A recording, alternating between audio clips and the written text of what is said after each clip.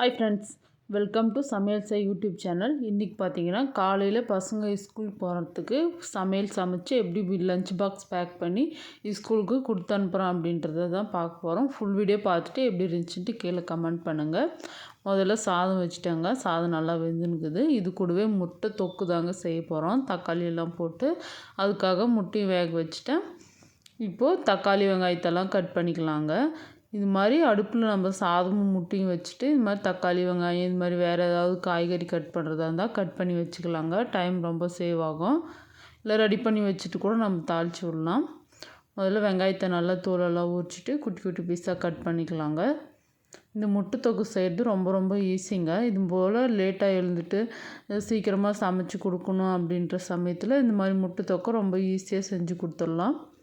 சாதம், சப்பாத்தி, இட்லி, தோசைக்கெல்லாம் ரொம்ப ரொம்ப நல்லா இருக்குங்க. இன்றைக்கி சாதம் செய்ய போகிறேன். முட்டை வெந்துடுச்சு, அதை நான் வடிச்சிக்கிறேன். வடிச்சிட்டு இப்போது முட்டை தொக்கு செஞ்சுக்கலாங்க.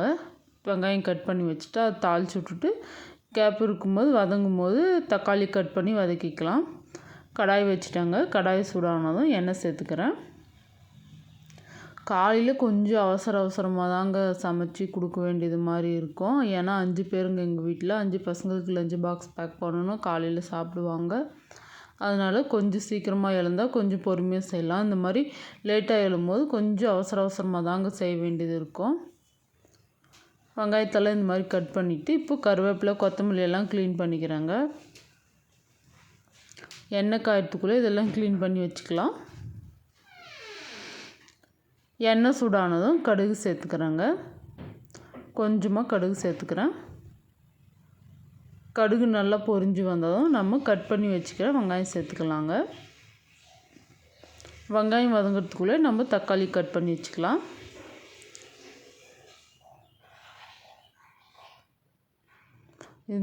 இந்த கேப்பில் சாதம் வந்துச்சான்னு செக் பண்ணி பார்த்துக்கலாங்க. இன்னும் வேகலை.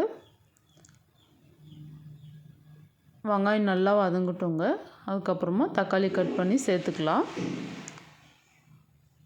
கடுகு பொரிஞ்சதும் வெங்காயமும் கருவேப்பிலை இலையும் சேர்த்துக்கிறேன்.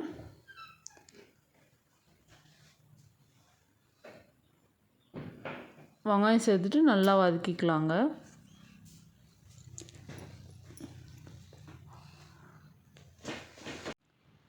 இந்த டிஷ்க்கு வெங்காயம் நல்லா வதங்கினா தாங்க டேஸ்ட் ரொம்ப ரொம்ப நல்லாயிருக்கும். அதுக்காக பொறுமையாக வதக்கிக்கலாம். பசங்கள்லாம் கீழே ரெடியாகின்னு இருக்கிறாங்க. அம்மா தான் ரெடி பண்ணுவாங்க. அதனால ரெடியாகின்னு இருக்காங்க. நான் சமைச்சிட்டு கூப்பிட்டா சாப்பிட்டு ரெடியாகி போயிடுவாங்க ஸ்கூலுக்கு. சாதம் வந்துச்சான்னு செக் பண்ணி பார்த்துக்கலாம். சாதம் வெந்துடுச்சுங்க, வடித்து எடுத்துக்கலாம். வெங்காயம் பாருங்கள், இந்த அளவுக்கு நல்லா கோல்டன் கலரில் நல்லா வதங்கினா தான் டேஸ்ட் ரொம்ப ரொம்ப நல்லா இருக்குங்க. இப்போது தக்காளி தொக்குக்கு தேவையான அளவுக்கு 2 டேபிள் ஸ்பூன் இஞ்சி பூண்டு பேஸ்ட் சேர்த்துக்கிறாங்க. இஞ்சி பூண்டோட பச்சை வாசனை போகிற வரைக்கும் நல்லா வதக்கிக்கலாம். இந்த தொக்குக்கு கொஞ்சம் எண்ணெய் கொஞ்சம் கூட சேர்த்துக்கினா தான் நல்லாயிருக்குங்க. நான் 5 டேபிள் ஸ்பூன் எண்ணெய் சேர்த்துக்கிறேங்க. பாருங்கள், இஞ்சி பூண்டு நல்லா வதங்கிடுச்சுங்க. இப்போது மிளகாய் தூள் சேர்த்துக்கலாம். 2 டேபிள் ஸ்பூன் மிளகாய் தூள் சேர்த்துக்கிறாங்க. குழந்தைங்களுக்கு சேர்த்தனால கொஞ்சம் காரம் கம்மியாகவே செஞ்சுக்கலாம். சேர்த்துட்டு நல்லா மிக்ஸ் பண்ணிக்கலாம். தீயாமல் கேஸ் கொஞ்சம் கம்மியாக வச்சுட்டு மிக்ஸ் பண்ணுங்கள். மிளகாய் தூள் இருக்கிற பச்சை வாசனை போனதுக்கப்புறமா நம்ம கட் பண்ணி வச்சுக்கிற தக்காளி சேர்த்துக்கலாம். இன்றைக்கி 1 கிலோ அளவுக்கு தக்காளி சேர்த்துக்கிறேங்க நான். சேர்த்துட்டு நல்லா மிக்ஸ் பண்ணிக்கலாம். இது கூடவே தக்காளி தொக்குக்கு தேவையான அளவுக்கு 2 டேபிள் ஸ்பூன் உப்பு சேர்த்துக்கிறேன். உப்பு சேர்த்துட்டு நல்லா மிக்ஸ் பண்ணிக்கலாம். மிக்ஸ் பண்ணிவிட்டு நல்லா மூடி வச்சுட்டு நல்லா வேகட்டுங்க. தண்ணி எதுவும் சேர்க்காதீங்க. தக்காளியில் இருக்கிற தண்ணியை நல்லா வதங்கிடும். இது ஒரு பக்கம் வேகட்டும். நம்ம முட்டையெல்லாம் உரித்து எடுத்துக்கலாம் வாங்க. முட்டையை நல்லா தோலெல்லாம் உரிச்சிட்டு கழுவி வச்சுக்கிறாங்க. எல்லா முட்டையும் அது மாதிரி உரித்து வச்சுக்கலாம். பசங்க நல்லா வந்துன்னு போயின்னு விளையாடுனே இருக்குவாங்க. பாருங்கள், எங்கள் பையன் உரிச்சதுமே முட்டை எடுத்து சாப்பிட்டான். எல்லாம் ஸ்கூல் போகிறதுக்கு தாங்க ரெடியாகின்னு இருக்கிறாங்க. முட்டை நல்லா உரிச்சிட்டு இந்த மாதிரி கொஞ்சம் கொஞ்சமாக கட் பண்ணிக்கோங்க. ரொம்ப கட் பண்ணாதீங்க. இந்த மாதிரி கட் பண்ணி சேர்த்துக்கினா மசாலாவெல்லாம் முட்டைக்குள்ளே இறங்கிட்டு மதியம் சாப்பிட்றதுக்கு ரொம்ப ரொம்ப நல்லாயிருக்கும். பசங்க ரெடியும் ஆகுவாங்க, வந்து என் கூட பேசினு டிஸ்டர்ப் பண்ணினே இருப்பாங்க சமைக்கும் போது. அவங்களுக்கு ஒரு முட்டை சாப்பிட கொடுத்துட்டு அவங்க பாட்டுக்கு சாப்பிட்னு இருப்பாங்க. இப்போ இன்னும் தொக்கு நல்லா இன்னும் கொஞ்சம் வதங்கணுங்க. அதுக்குள்ளே நம்ம வாட்டர் கேன்லலாம் தண்ணி பிடிச்சி வச்சுக்கலாம். தண்ணியெல்லாம் பிடிச்சிட்டு தக்காளி தொக்கு வதங்கிச்சான்னு பார்க்கலாம். பாருங்கள், தக்காளியில் நம்ம தண்ணியே சேர்க்கல, எந்த அளவுக்கு தண்ணி வந்துக்குதோன்ட்டு. இன்னும் நல்லா வதங்கணுங்க. தண்ணியே இல்லாமல் நல்லா தொக்கு மாதிரி இந்த அளவுக்கு நல்லா வதங்கணும். எண்ணெய் பிரிஞ்சு வரணும். அப்போ தான் டேஸ்ட் ரொம்ப ரொம்ப நல்லாயிருக்கும். இந்த அளவுக்கு வதங்கி எண்ணெய் பிரிஞ்சு வந்ததும் இப்போது கட் பண்ணி வச்சுக்கிற கொத்தமல்லி சேர்த்துக்கலாங்க. சேர்த்துட்டு நல்லா மிக்ஸ் பண்ணிடலாம். ரொம்ப ரொம்ப நல்லாயிருக்குங்க இந்த தொக்கு சாப்பிட்றதுக்கு. மதியம் சாப்பிட்றதுக்கு இன்னும் நல்லாயிருக்கும்.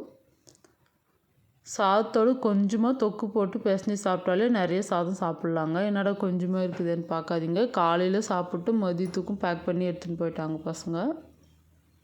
ரொம்ப நல்லாயிருக்கும் இந்த தொக்கு சாப்பிட்றதுக்கு. நல்லா வதக்கினே இருங்க. எண்ணெய் பிரிஞ்சு வர வரைக்கும் நல்லா வதக்குங்க. டேஸ்ட் பார்த்துக்கோங்க. உங்களுக்கு தேவைப்பட்டால் உப்பு சேர்த்துக்கலாம். இது கரெக்டாக இருந்துச்சு, நான் எதுவும் சேர்த்துக்கல. இப்போது நம்ம கட் பண்ணி வச்சுக்கிற முட்டையை சேர்த்துக்கலாங்க. முட்டையை சேர்த்துட்டு நல்லா மிக்ஸ் பண்ணிக்கலாம். முட்டை உடையாமல் ஒரு லைட்டாக மிக்ஸ் பண்ணி விடுங்க. மிக்ஸ் பண்ணிவிட்டு மூடி வச்சு நல்லா ஒரு 5 நிமிஷம் நல்லா தொக்குலேயே நல்லா வதங்கணுங்க. வதங்கி வந்தால் ரொம்ப ரொம்ப நல்லாயிருக்கும் இந்த தொக்கு. இந்த அளவுக்கு வதங்கினது மூடி வச்சுக்கலாங்க. மூடி வச்சு ஒரு 5 நிமிஷம் நல்லா வதங்கட்டுங்க. 5 நிமிஷம் ஆயிடுச்சு. ஓப்பன் பண்ணி பார்க்கலாம். பாருங்கள், நம்ம தொக்கு சூப்பராக ரெடி ஆகிடுச்சு. ஓரத்துலலாம் எண்ணெய்லாம் நல்லா பிரிஞ்சு வந்துடுச்சு. சூப்பரான முட்டை தொக்கு ரெடி ஆகிடுச்சு. இது கொஞ்சமாக எடுத்து சாதத்தில் போட்டு பிசைஞ்சு சாப்பிட்றதுக்கு ரொம்ப ரொம்ப டேஸ்ட்டாக இருக்கும். இல்லை சப்பாத்தி, இட்லி, தோசைனாலையும் ரொம்ப ரொம்ப நல்லாயிருக்குங்க. இப்போ சூப்பரான முட்டை தொக்கு ரெடி ஆகிடுச்சுங்க. இப்போ பாக்ஸ்லலாம் பேக் பண்ணிக்கலாம். பசங்களுக்கு சாப்பிட்றதுக்கும் போட்டு கொடுத்துட்டு இப்போ பாக்ஸ்லையும் பேக் பண்ணிக்கலாம். சாதம் போட்டுட்டோங்க. இன்றைக்கி சாதம் தானே வடித்தோம், அதனால் சாதம், இது கூடவே முட்டை தொக்குங்க.